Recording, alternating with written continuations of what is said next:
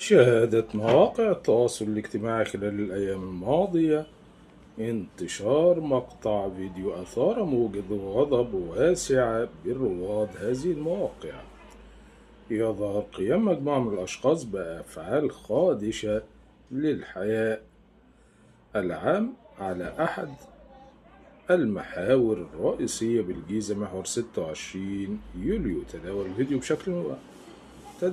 الفيديو بشكل واسع وأصبح مادة للجدل على منصات فيسبوك وتويتر، وسط مطالبات باتخاذ إجراءات صارمة ضد مرتكبي الواقعة، وهو ما استجابت له وزارة الداخلية بسرعة وكفاءة، مؤكدة مرة أخرى قدرتها على ضبط المخالفين في وقت قياسي. يأتي هذا الإنجاز ضمن سلسلة من النجاحات التي تحققها أجهزة الشرطة المصرية في مواجهة السلوكيات المخالفة للقانون، حيث أثبتت الوزارة قدرتها على رصد المخالفات وتتبع مرتكبيها حتى لو كانت الواقعة قد وقعت في دقائق معدودة. خبراء الأمن أكدوا أن سرعة الضبط وتقديم مرتكبي المخالفات للعدالة تعد رسالة قوية للمجتمع بأن كل فعل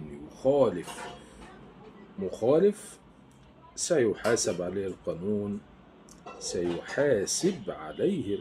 سواء كان على الطرق العامة أو عبر منصات التواصل الاجتماعي.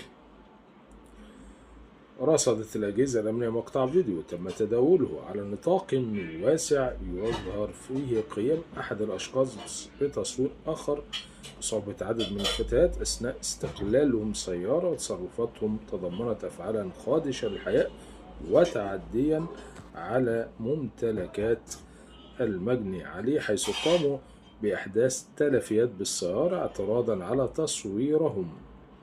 مع تكثيف التحريات تبين عدم ورود أي بلاغ رسمي بهذا الشأن، إلا أن بمتابعة الفيديو والتدقيق في محتواه مكن أجهزة الأمن من تحديد هوية مرتكب الواقعة بدقة، شملت الضبطية الشخص الظاهر بالمقطع والذي له معلومات جنائية سابقة، بالإضافة إلى 3 سيدات مقيمات جميعا بإدارة قسم شرطة الأهرام بالجيزة. وأثناء مواجهتهما أقر المتهمون بارتكابهم الواقعة عقب تناولهم مواد كحولية واستقلالهم السيارة للتنزه في نطاق محافظة الجيزة.